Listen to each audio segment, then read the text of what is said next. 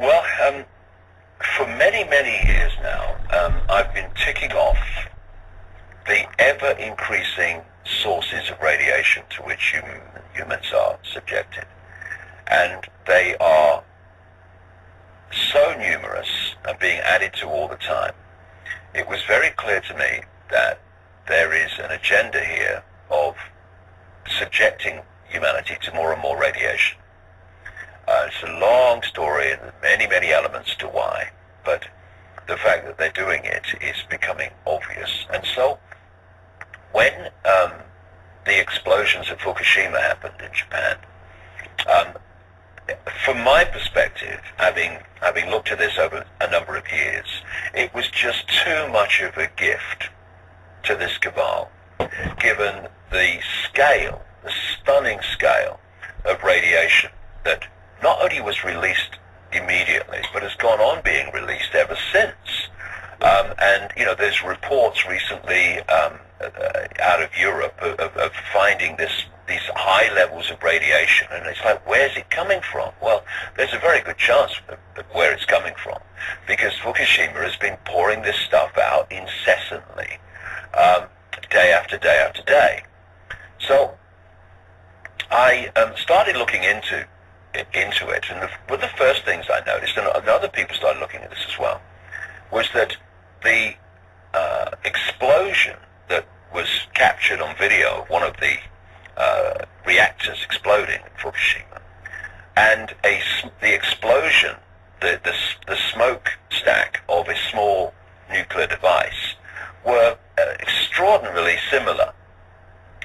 So I then started looking at anything that could have explained this, and I came across the fact that in the years leading up to Fukushima, those reactors and that site in general had installed a new surveillance camera and sensor system with this technology put into the reactors and other parts of the site.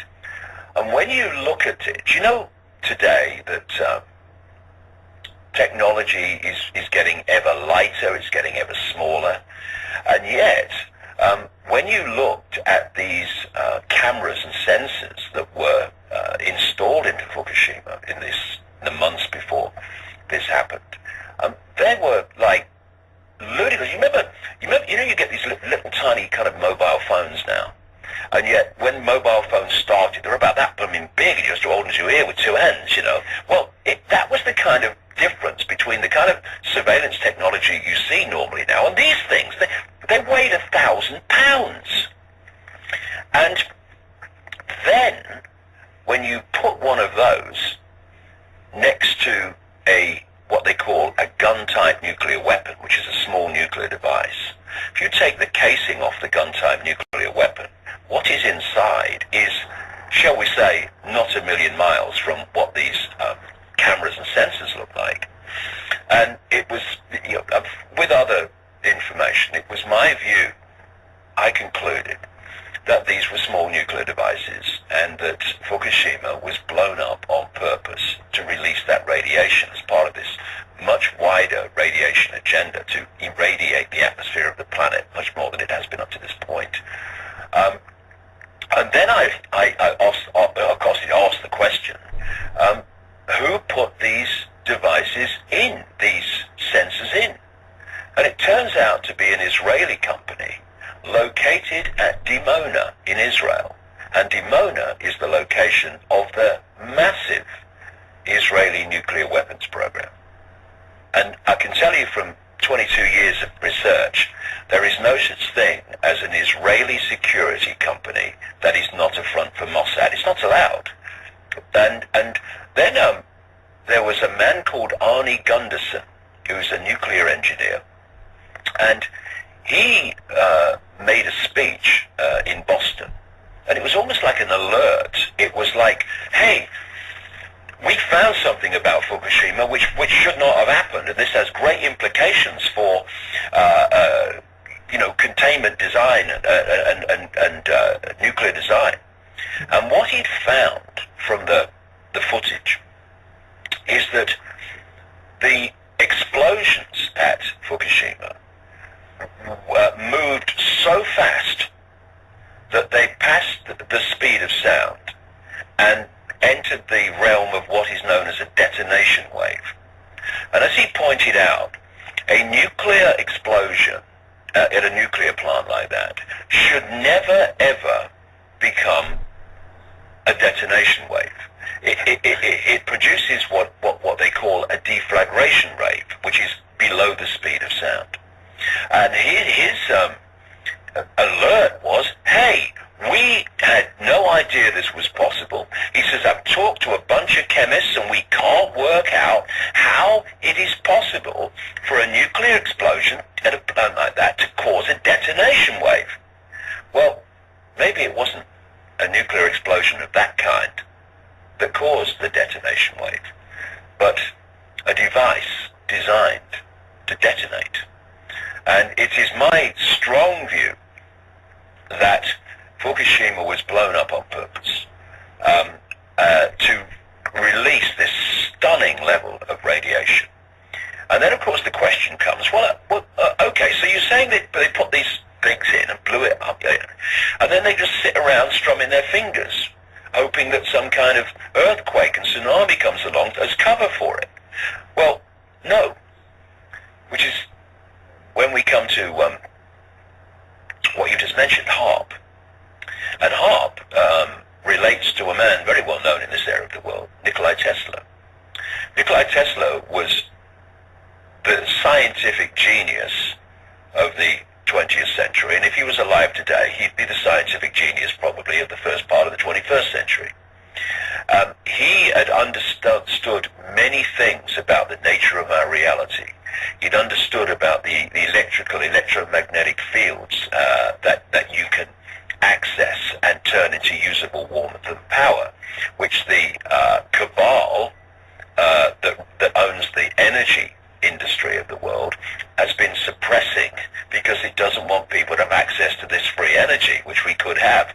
And by the way, the same people who are saying we must lower carbon emissions because of global warming, which is another nonsense, this human-caused global warming lie, they're the same people that are suppressing the development and use of free energy technology, which Tesla developed and understood, which could eliminate the carbon power systems, immediately. So it's all a lie. But okay, I don't want to get into conspiracy theories today, but I did want to give you a sample. That's a recording from David Icke on a YouTube video. And I just want to give the full spectrum of possibility when it comes to Fukushima. Was it organic or was it contrived? That's a good question, and we need to examine all possibilities. Everything is on the table, and like a lot of these incidents, there's a whole bunch that doesn't add up. There's a whole bunch that doesn't add up. And if you want to look into that, Google a term called Project SEAL. And Project SEAL is a tsunami bomb. Okay, and this is old tech from the 50s, and look into that. Okay, we're going to jump right into the Freedom of Information FOIA documents. And before it's all said and done today, I'm going to talk about some fatality study, and I'll also briefly speak to Sandy Hook, because there's a whole lot of damage control starting to happen even in mainstream media, so we need to have a look at that and address that. Okay, and let me back up because I've gone, okay, here we go. Excuse me, I want to start on, and there's a link to this, to Uncovering Pllume Gate. You can join right in. On capture title number 23, Cell Phone, no FOIA, no Freedom of Information Act. This is one we touched briefly upon yesterday, where there seems to be evidence of this all throughout the FOIA documents, where they know they're being recorded, and sometimes they say, call me later on a different line, or we need to take this offline for this conversation. So here's one of a similar nature. Jim Wiggins. But we certainly needed a point of contact to start talking about things. And some heavy redaction. Yeah, this is redaction. Jim Wiggins, okay. Redaction on this case looks like someone's name. We don't get to see who the name is. And let me give you my cell phone too, because that's how kind of our operating right now. Jim Wiggins, yeah. Redaction. It's redacted. Jim Wiggins. Okay, great. Redacted over the name again. Hey, Jim, is Bill Borchardt in today? Because I'd like to talk with him. Jim Wiggins. Yes, I can give you his inside line. You might still catch him. So there may be a number of possibilities where there's back lines and other lines where they can communicate on, and certainly just meeting someone in person without a cell phone and without recorders present is probably the best way, and maybe there's a whole lot of that going on. Next screen capture. Jim Wiggins. He called in at 8 o'clock for a status. Bill Borchardt. Okay. Jim Wiggins.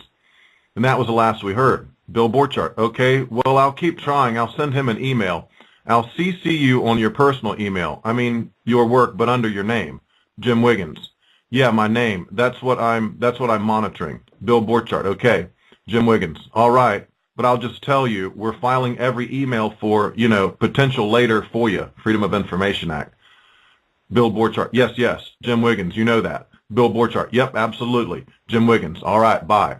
Again, very consistent indications that they're all very aware of the Freedom of Information Act, which briefly I might add, it's under attack. There was my wife worked for a place here at the university, the Miriam Breckner Freedom of Information Center, I believe it was called, with a long title. And it's still operating to a limited extent, but when the economy crashed, well, the lady that had all the funds that were produced to keep this freedom of information, it's kind of school. It was cranking out. Students were going there to learn how to go teach others to use Freedom of Information Act. It's excellent. Bill Chamberlain was the professor that was teaching at the time. But it downsized. Now it's just one guy. It's a strange story, too. I ought to tell it one time. But the upshot of it all is it's not what it used to be. It's not. It's like they cut it back. They downsized it. It's not turning out the number of students they used to so aggressively that go out and pursue teaching others how to use the Freedom of Information Act. So it's bad enough that they are aware of the Freedom of Information, and some conversations are taken offline. There's a lot of redaction, but also in a larger extent, if you look around, I guarantee it's not just the University of Florida. I bet it's everywhere that there's a Freedom of Information program. If there are any others, I'm not familiar with them, but I'm sure they're under attack all over the place. This is one of the things they'd like to see just go away and disappear. Excuse me. Next screen capture. This is about seawater. They talk about this quite a bit in the FOIA document, spraying the damaged plants with seawater. That's how bad the situation is there. Make no mistake, at the point you have to bring a concrete truck in and start shipping billions of dollar pumps from Australia, you are not prepared to handle an emergency of this extent. This is very clear in the documents. Chairman Jaxco, what I'd like to try and do, hopefully you got the messages, is just kind of remind me what our priorities were since the last turnover, what our priorities are going to be going forward, and then any updates. We don't have to do them in that order. If you want to start with the updates, that would be fine. Brian Sharon. Okay, Chairman, this is Brian Sharon. The top priorities are units, continue the steps with radiological conditions, dose projections, and the protection action recommendation. Obviously, we're trying to provide technical assistance to the U.S. ambassador in Japan. We've been working closely with Chuck Castro and his team in terms of the request that they've had from us, to try to provide them with some information as well as just some, brainstorming some ideas. For example, last night, the Japanese were concerned about continued seawater circulation through the reactors because that basically turns the reactors into a big desalinization plant. Okay, I'm going to stop right there, and there's been quite a bit of discussion in the documents about what happens when you blast these things with seawater. Does it cake up with salt? What kind of reactions are going on in there? A lot of this has never before happened. This is new territory that they're treading, so it's all just a study and kind of see what happens. Besides the fact, then you have this contaminated seawater that has biological material in it. When you go to seal stuff back up and run pumps and circulate water, I read where there's a big concern that when you do that, you can get green algae and strange stuff growing in there. So the fluid they use to cool these reactors, you have to keep in mind, it's kind of like, think of it as like a distilled water would be what we would equate it to, that you would use for your antifreeze or, something to that effect, a very high quality fluid. There is no salt, there's no biological material in it. It's just, it's perfect, and it has to be that way. Once you introduce these foreign substances, well, folks, it's just not that easy. You can't just flush it out. Where does all this salt water go that they're spraying all over the place? And here later they mention their worry about turning the ground to mush because they're spraying so much tonnage of water, literally an incredible tonnage of water, and then is the ground going to turn to mush? That was a concern too. Now, why is this relevant? Because over here we have Mark I containments, we have Mark II containments in the United States, we have a lot of old power plants that have been relicensed. That is a big concern. What's happened over there is a great example to look at and say, hey, how did they respond to that? And they can say, well, it's in Japan, it's a long ways away, that's why it wasn't. No, I don't buy that. Japan's a technologically advanced country. They've been nuclear power for many years, and they have all this industry to go in there and try to help them, and you can see it's just a complete mess, and there's no easy solution at all. In fact, there's been no permanent solution yet. They are still emanating radiation to some extent from the Daiichi facility. So back to the screen capture.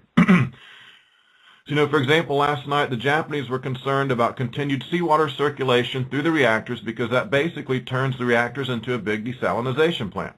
The water boils off but leaves a residual salt. And the concern was that if they do that for too long, you get a big salt buildup, which could either affect heat transfer in the core through to the fuel or even perhaps start to partially plug of panels. Chairman Jacks go, Brian Sharon. And so the concern the Japanese had was, how can we get fresh water in? And they were concerned that they couldn't access the reactor because of the high dose rates. And so they asked us if we had any ideas on how they might reduce those dose rates in order to get closer and maybe try to access the primary system to get some fresh water supplies. Although we still don't know if they even have any fresh water supplies that are available should they get access. I've asked the question of Chuck to find out, because they're injecting seawater into the reactor. And the real question is, where are they getting the seawater from? Obviously from the sea. But how is it getting into the reactor? They must have some sort of a path that they were able to make. And the question is that path available so that they could hook up a freshwater supply? Chairman Jacks go, okay. Brian Sharon, but that's still an ongoing issue. So also this is indicative of just how bad it is. If there's a hole, they punch a hole in the side and they're blasting seawater in there to cool it down. I mean, I don't think you can get much more serious than that, folks. Okay, next screen capture. Number 28, Unit 4, spent fuel pool is what my notation is on this one. Chairman Jacks go. Okay, maybe you can just walk me through the status of the plant and issues. Anything you want me through there. Brian Sharon, sure. Units 1, 2, and 3 appear to be in stable condition with seawater injection continuing. The containments are believed to be intact in Units 1, 2, and 3. Containment pressure in Unit 3 is believed to have stabilized and venting is not expected. TEPCO believes that the water they've sprayed on the Unit 3 spent fuel pool has had some effect on reducing the dose rates. So they went from 3.4 millisieverts to 2.75 millisieverts 500 meters north of the reactor. And even if you don't know about sieverts and what have you, just look at the numbers, 3.4 to 2.75.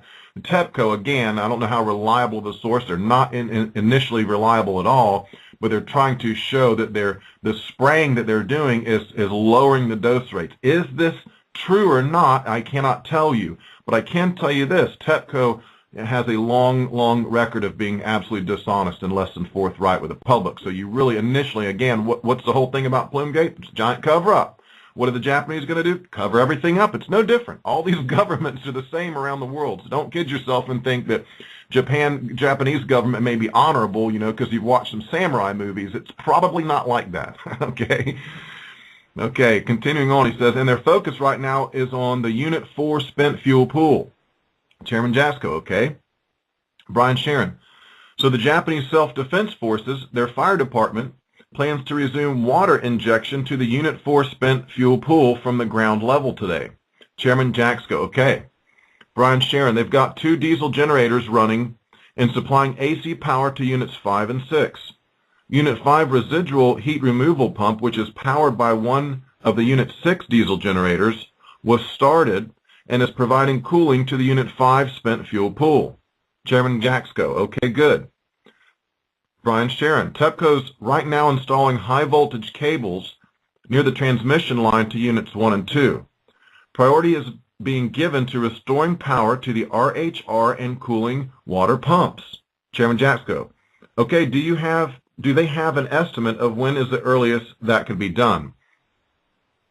Okay, right here I thought it was interesting to look and see this. These are from the 19th, if I'm not mistaken, the date, March 19th.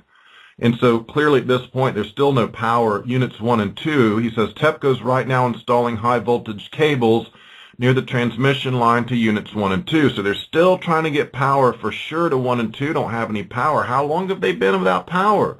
March 11th was the initial incident.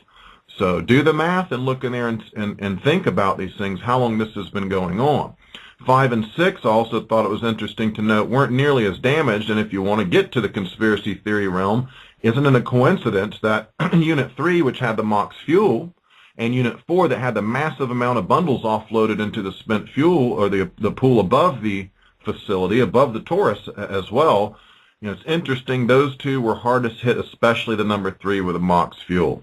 And there's plenty of indications in here of plumes and stuff coming out of these things, as we'll cover. And this one document right here for me was really as big as the one previously we examined with the children's thyroidosis to California. This one even has probably more bigger, more incredible, knock your socks off stuff in it. And the President's Run is another one. We're actually referring to the President and some of this stuff here. Okay, so continuing along, Brian Sharon says Units 1 and 2 have temporary power to 6.9 kilovolt panel, and TEPCO is working to have temporary cables run to necessary equipment. Again, you're getting a good picture at, we got a lot of plants on the coast, folks. We really do.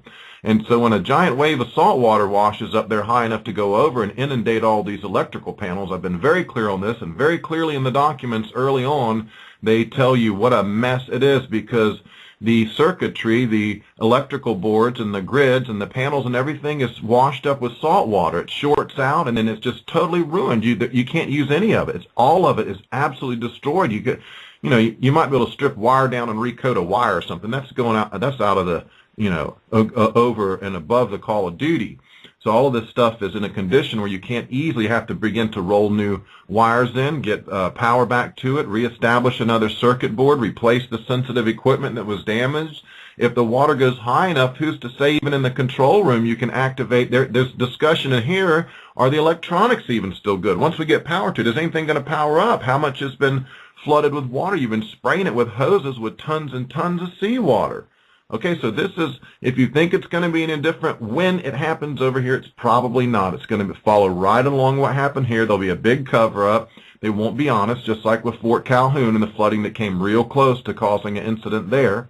There's a blackout on that. You had to find a French website to find pictures of Fort Calhoun. That's the best I could come up with. That's how tight the blackout was. Okay, Chairman Jaxco. Okay, Brian Sharon. Chairman Jaxco agrees a lot. He just says okay a lot, doesn't he? Brian Sharon, power to units 3 and 4 is planned for later, perhaps by Monday. And that's really about all we know right now in terms of where they are with electrical hookups. So by the following Monday, they're saying they'll have power to units 3 and 4. That does not mean that the control rooms are up and operating, all the equipment's good. That simply means there's a hot line in there, and they can hook into that and then begin to use that to power, they could power tools and stuff to begin to make repairs and effect repairs, okay? But you at least have a source of power, but no, it's not the entire power grid, and wires and boxes and everything are not replaced magically and become brand new. It just doesn't work that way. Unfortunately not. Might I remind you, solar cell technology, if they would release and stop suppressing patents, we could have more than 20% efficient solar panels. If they quit spraying the chemtrail planes all the time and quit the global dimming, well, we could all power. And if you had a government program to help everyone get these solar panels, it's a matter of national security. And in my mind, it's an absolute matter of national. You can either settle for a very dangerous position with these nuclear plants that if you take the route David Icke talks about, we're worried there's a rogue element that can use these to blackmail countries. They trick you into having a nuclear power plant, say, hey, it's a great monopoly, your people can't reproduce it, you make a lot of money, GE will sell you the plant. Then later on, what do? Well, any number of ways you can, if we look at the Stuxnet virus they used on Iran, there's any number of ways to cause a catastrophe at a plant.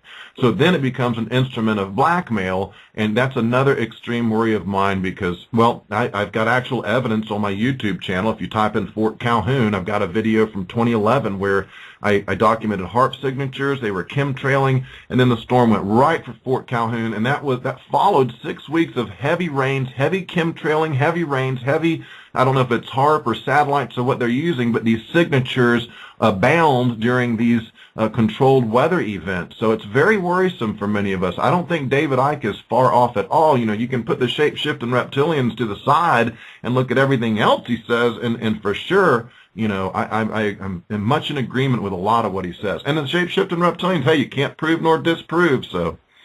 Okay, let's continue right along. I don't want to get distracted with shape-shifting reptilians, although it's a very interesting subject, no doubt.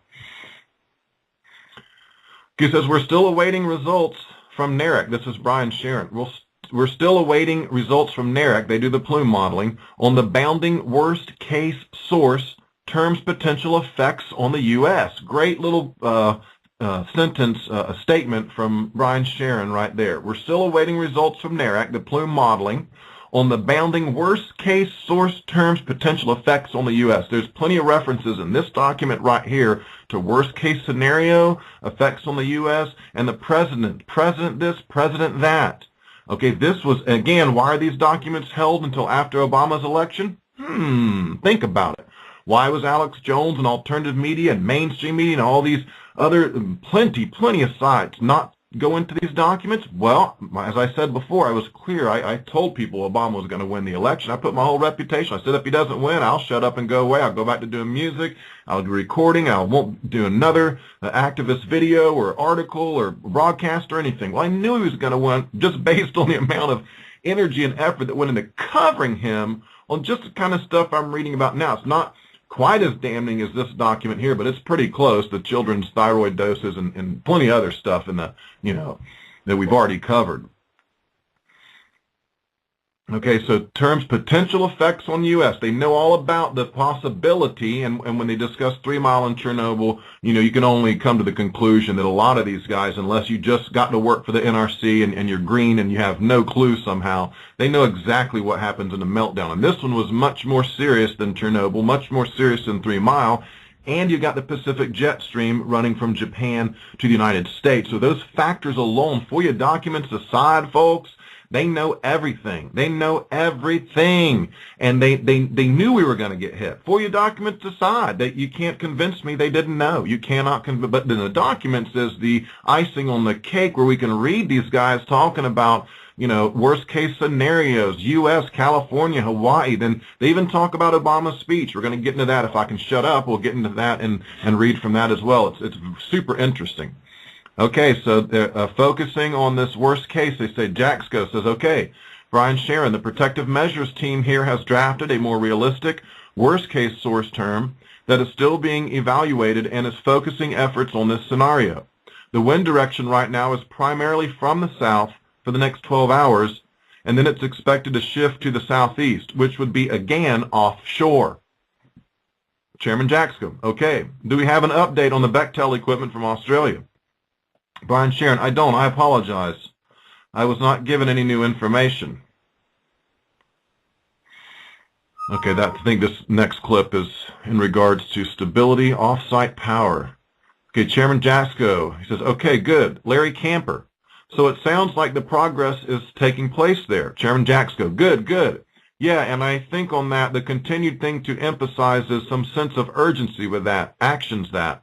You know, the situation seems to be stabilizing, but it's not yet what I will call long-term stability. And that, in my mind, is essentially off-site power restored and at least some degree of more normal circulation for the reactors and then stable water level in the pools. Okay, again, out of all these characters, I like Jaxco. And that's probably why he's down the road right now. They had to get rid of the guy because if you don't just totally lose your spine and let your spine turn to jelly, they need to get you down the road. You're not in full cooperation. And Jaxco initially did the 50-mile evacuation that I'm sure they were none too pleased about because that, my understanding is the previous furthest was 10 miles. They would say 10 miles is all you got to go. Well, it was bad enough. They must have had some information to say, hey, make it 50 mile, don't take any chances. And that later panned out to be true. Throughout the documents, they say, yeah, that was right, that was the right call. But that was a red flag to everybody else to say, hey, this is pretty darn serious enough to go to 50 miles. And so then all of a sudden, people who were genuinely concerned and others that are posers like Associated Press, they began to file for freedom of information. Of course, you won't hear some of this stuff you'll never hear it on Associated Press, ever, ever. Okay, Jasco says, good. Yeah, I think on that the continued emphasis is some sense of urgency with that. Actions that, the situation seems to be stabilizing. This makes total sense. But long-term stability, he's saying, is off-site power restored and you're having circulation in the reactors again to some extent. Stable water levels in pools. Right now there's a lot of discussion. Number 4 is dry. There's no water in it. We're not even seeing a mist coming out of it. Brian Sharon. Yes, sir. What we don't know right now, and I think Chuck Castro has expressed concern, and that is that even though they've gotten off-site power back onto the site and are in the process of hooking it up, we really don't know whether this equipment is going to run once it's hooked up. Chairman Jaxco, yeah. Well, are we thinking ahead if that were to happen about, alternate pumps and other ways we can bring in portable pumps that you could, Brian Sharon? Well, that's what's coming in from Australia. Chairman Jaxco, okay, good. So that would deal with all that. Brian Sharon, yes. Chairman Jaxco, okay, good. Brian Sharon. But one of the problems was trying to find places to hook up to. Chairman Jaxco, yeah, got it.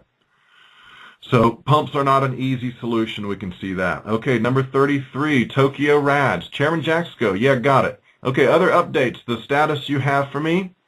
Brian Sharon, just updates. We've asked Jack Foster over in Tokyo on our site team to find out what he knows, what the Japanese know, about increased radiation levels that they're seeing in food products. Chairman Jaxco, okay. Brian Sharon, and we're looking right now at redaction. Chairman Jaxco, okay, good. Whatever that was, they don't want you to see. It was damn serious.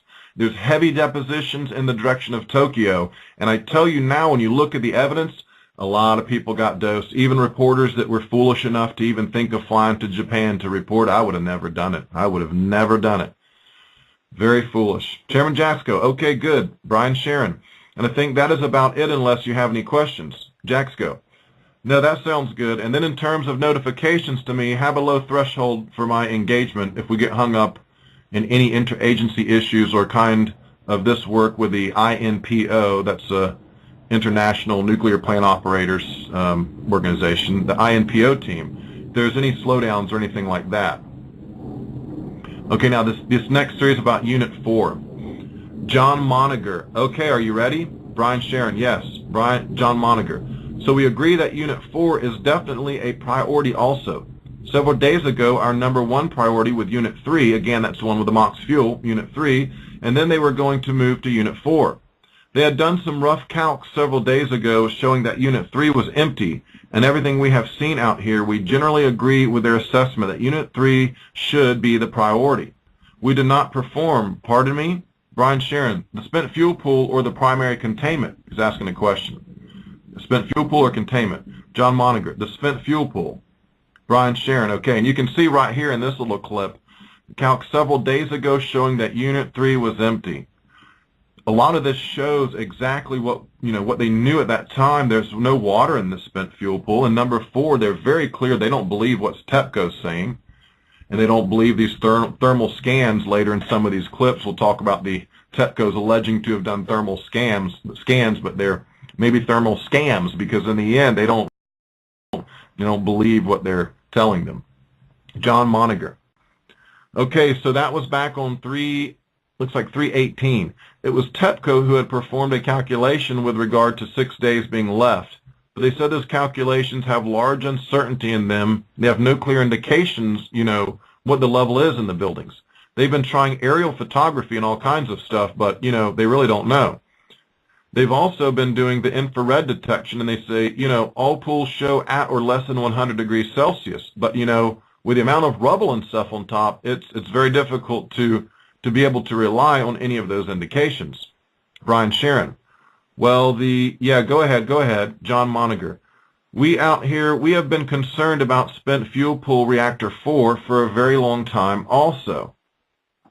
You know, the stuff they're doing, you know, initially the fire trucks, and now, then they had this, the riot spray pumps, and then yesterday, or, you know, probably about 36 hours ago, they brought in that airport super high capacity remote unmanned pumper truck. Brian Sharon, yep. John Moniger. And also the helicopters, all those systems are really not highly effective, or actually just marginally effective. And you know, the problem is, I mean, we're shooting from so far away, you have incredible losses. Brian Sharon, right. He's meaning, oh, he kind of goes into it, but he's meaning the further you have to spray that length of water, the jet of water, the more drops off and falls off, and you lose by the time what actually is landing on it, what actually is dripping down, what's going inside, what actually is cooling out of that whole, what percentage is actually being effective. John Moniger, I mean, just with that powdering, the dropout, etc. So that's all that. So yes, we've been concerned with Unit 4 all along. And I think Unit 4 is the one we got in a little bit of trouble with, you know, the assessments of structural integrity to the side of the spent fuel pool wall. I think that's the one that has the damage further down on the sides. So we had some questions from right on asking whether one entire wall of the spent fuel pool had been taken out. They later came back with some drawings and some photos showing our concern with the wall. Yes, that was a major exterior concrete wall, but the spent fuel wall was a different wall that was further in. But okay. Dave Skeen, S-K-E-E-N.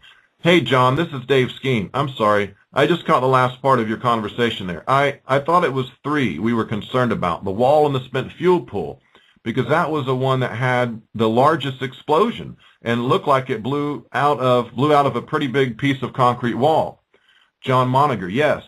Dave Skeen, the concern with 4 was always it should have about 10 times the decay heat in there of 3, because they had to have full core offload in there. Jim Moniger, right. Dave Skeen, yet when we see pictures, we never see any steam coming out of 4, which would lead you to believe that there's no steam. There must not be any water to steam out of there. John Moniger, right. Dave Skeen, and so it seems like it must be dry. John Moniger, right. Brian Sharon, John, what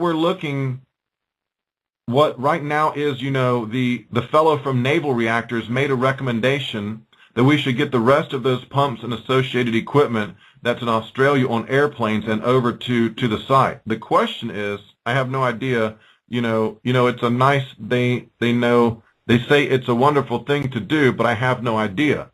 John Moniger, some of this transcription may be poor, it might not make a lot of sense, it's kind of broken in some places.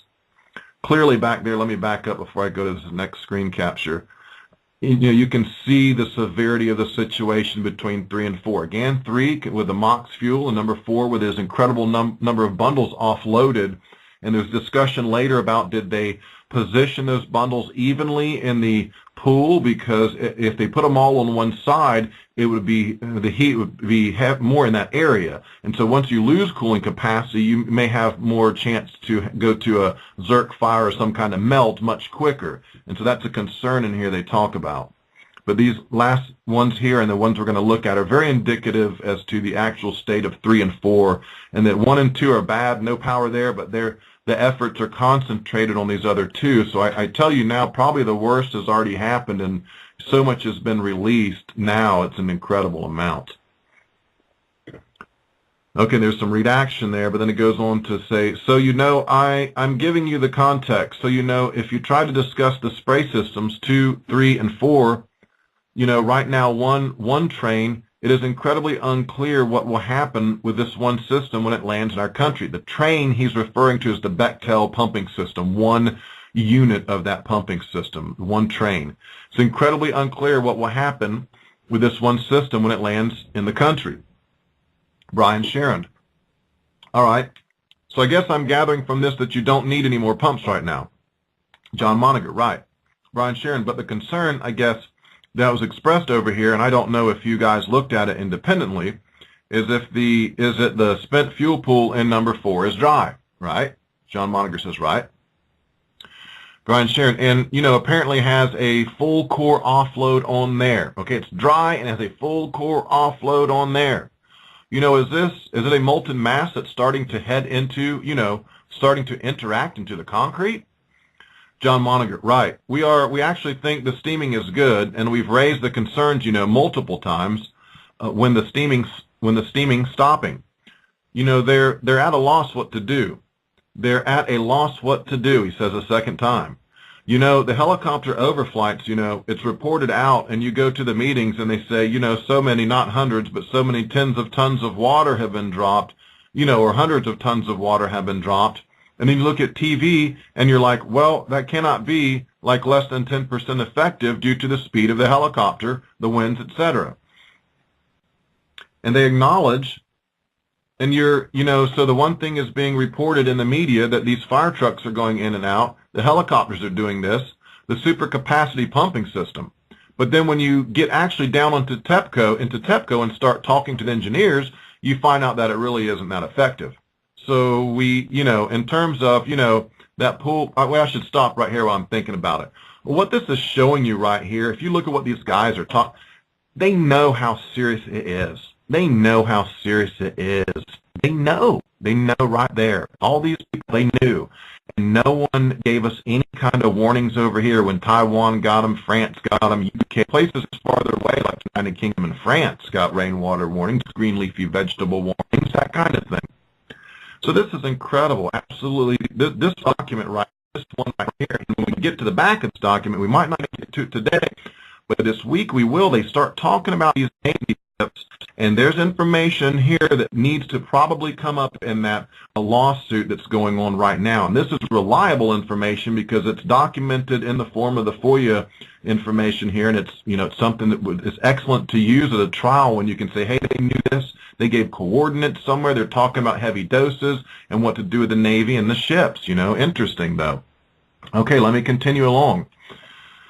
So we, in terms of, that pool or even Unit 3, Unit 3 was, they believe Unit 3 was, they believed Unit 3 was dry.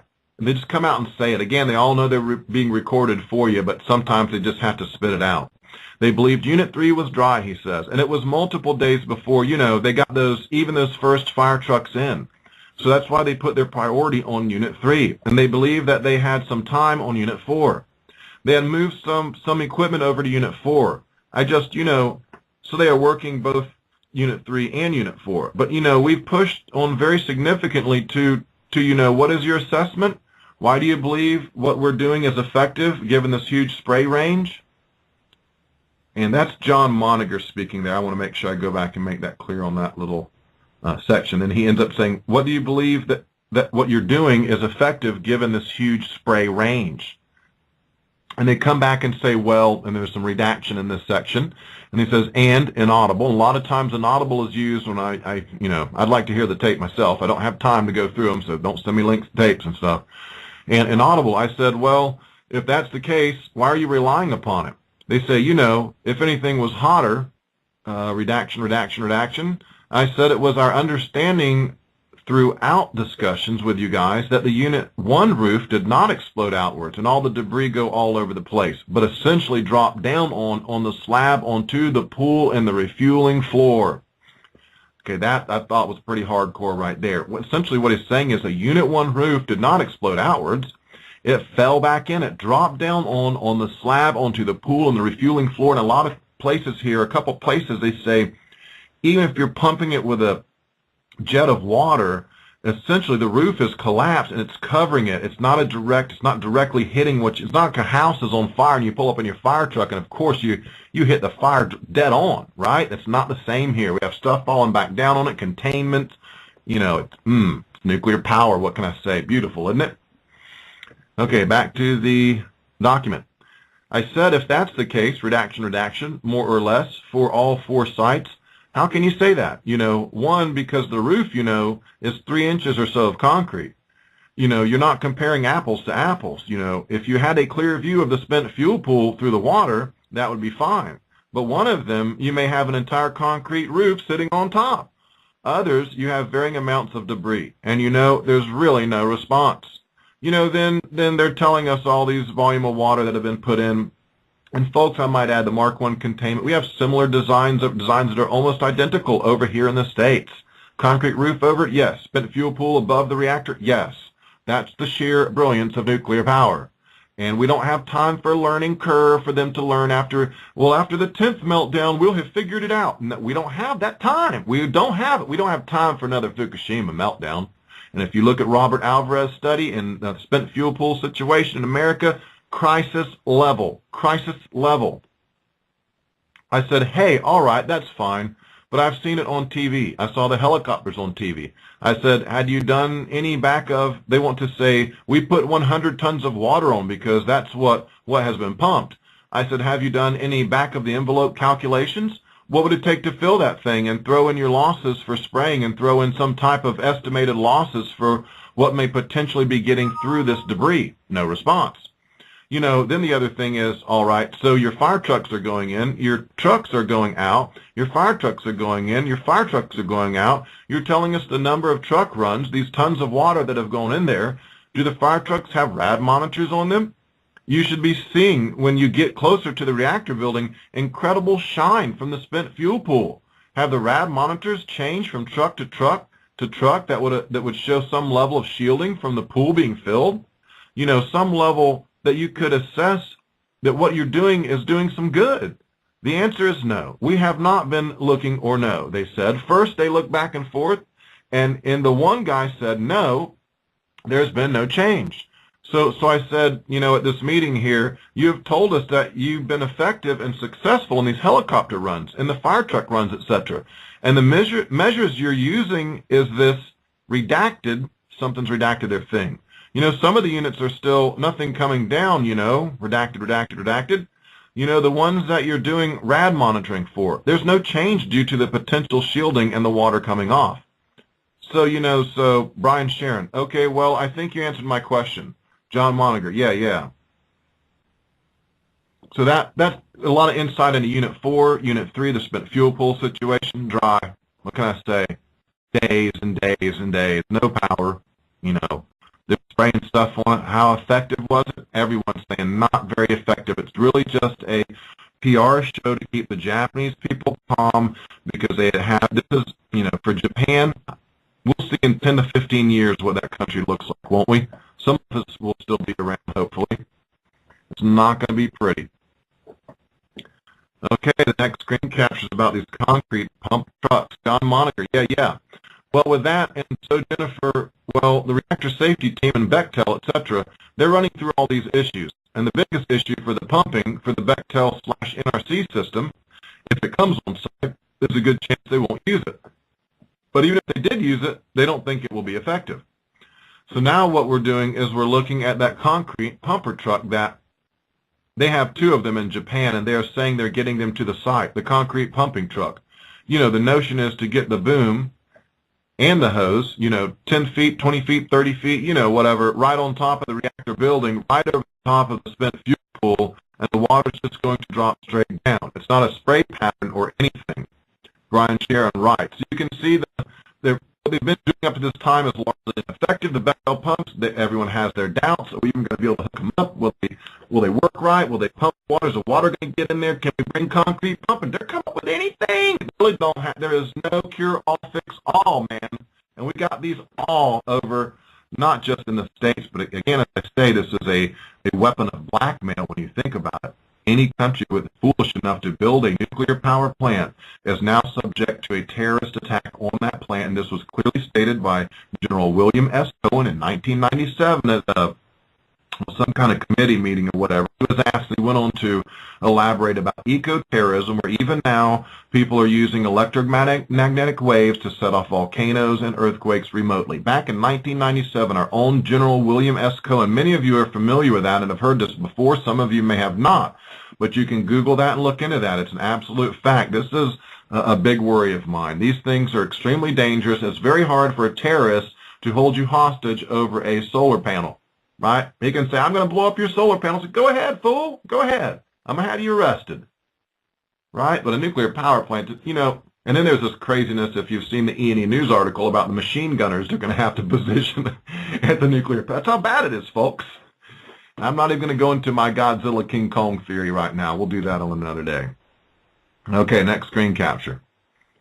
Again, about the Bechtel and the concrete pumps. John Moniger. So one of the things that you guys back there are doing, Bechtel and company, is looking at, hey, how can we use 90% of this system that is coming out from Australia and hook it into the concrete pumping truck? I mean, there's, probably 6-inch or 8-inch pipe there. You've got the boom for the concrete pumping truck, and then you've got the steel piping that actually carries the concrete. What can be done to put the T in there, some type of connect into the concrete pumping truck? One of our potential concerns with the concrete pumping truck, which is the TEPCO system, is the notion that, is that really a system that is rated for continuous 24 hours a day, 7 days a week, 365 days a year operations. We want it, and that's one of the design concepts or philosophy things was for the Bechtel system. So the concrete truck, he's saying, it's not. Is it designed to go for a whole year if it had to? Maybe the Bechtel pumps are, but that's, again, it's not an easy fix, as we'll see throughout these documents. It says, put together a commercial industrial system. These pumps that are designed for continuous operation versus the concrete pumping truck, and versus the need for an operator or whatever to have to get right up close there, for refueling operations, etc. So, what our system with the rocket cannon, the guys put a huge diesel storage tank on the back of a flatbed trailer. So we agree, that Unit 4, there's no idea what's going on with Unit 4. We don't have any clear idea that Unit 3 has gotten any better. And, we've gotten a little bit of trouble out here, passing on or just even discussing assessments, And, if you guys want to talk what you're talking about before, the spent fuel pool, going through the floor, which is in my mind too, and I've mentioned it to several people, what's that going to do? Right now, the rad levels at that site are high as hell, okay? Several of us have talked about if that happens, are the rad levels at the site somehow going to skyrocket? Okay, now they're talking about the spent fuel falling through the floor, and what's beneath that? The torus. That's the big circular thing inside it's part of the nuclear reactor. Again, I'm not an expert on all this either. I'm going to have to brush back up on them. I've got some diagrams and some documents to look at these Mark I containments and study them. Okay, again, the next screen capture about pumps and rims. He's continuing from before. Let me back up. He says, okay, if that happens, are the rad levels at the site somehow going to skyrocket? Skyrocket, I mean, they're already 10 to 30 rims per hour in areas. If it goes through the spent fuel pool floor, what is that going to do to access to your site to continue to do anything for Unit 1 spent fuel pool, Unit 2 spent fuel pool, Unit 4 spent fuel pool, or the 3 reactors? So that's a concern. You understand that. Dave Skeen, yeah, we got you, John. We'll take a look at that. Okay, and this next one is about seawater again. A big concern when you're going to use seawater. Fresh water would be better, but either way, what kind of mess do you have with the radioactive water seeping into the ground, spraying all over the place? You know what? I got to give the guys credit that go in there to do damage control.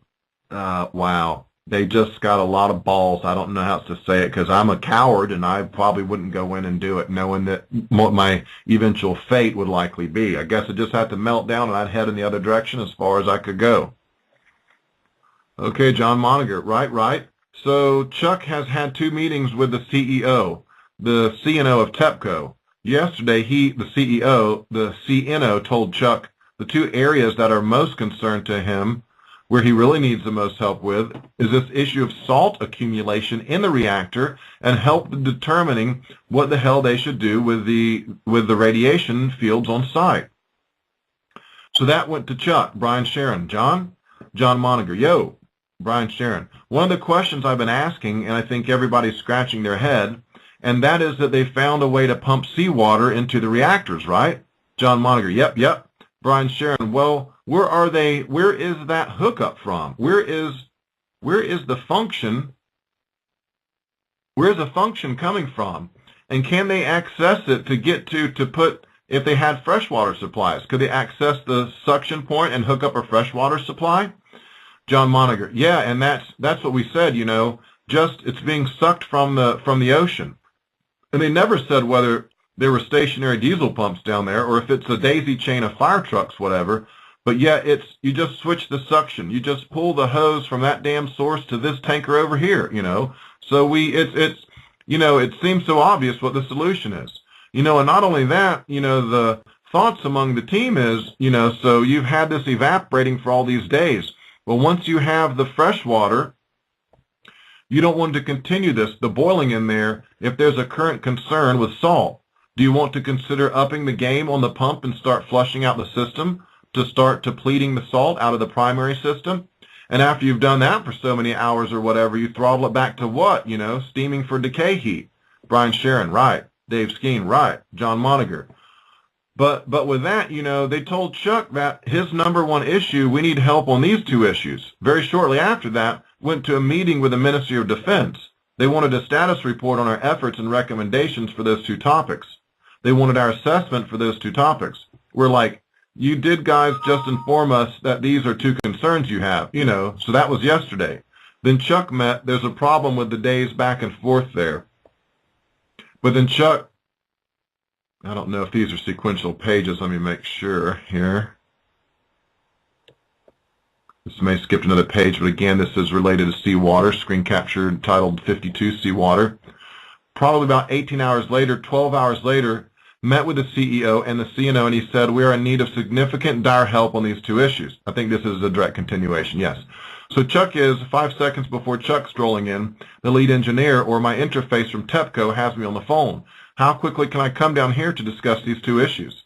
And Chuck's like, you've got to get down there. We've got to be working on these issues. If the CNO is pushing, they have to know something. If their CNO is pushing us, actually asking us for help, they have to know something.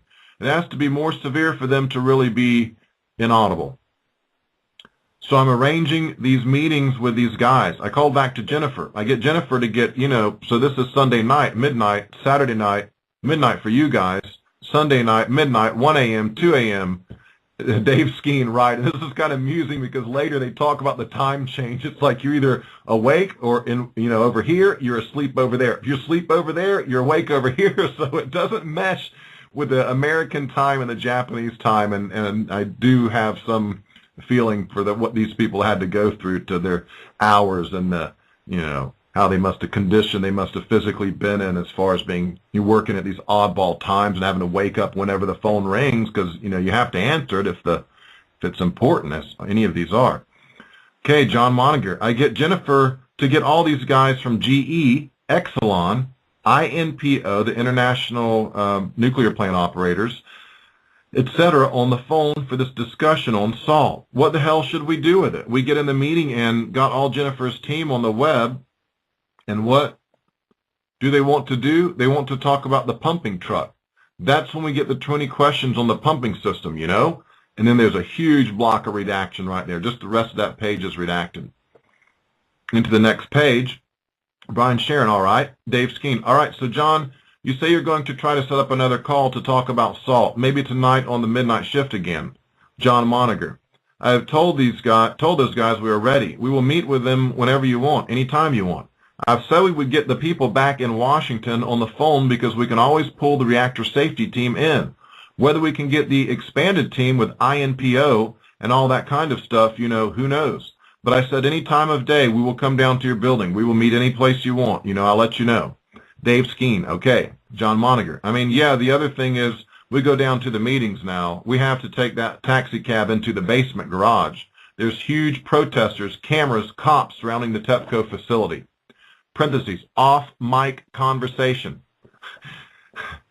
I thought it was interesting on this one, the protesters are describing what's going on outside the TEPCO facility. That people aren't happy. And when it happens here, when this big one happens here, it's going to be the same reaction here, and people are going to get an incredible lesson, just like most of the Japanese did when they got a big dose of reality. So that's where we are, John Moniger says. We agree with your concerns with the Unit 4 spent fuel pool, but right now our equipment, there's too many uncertainties to say go forward with the other 3 trains. Dave Skeen, okay, well, we'll go take a look at how can we use the Bechtel system to tie into a concrete pumper truck.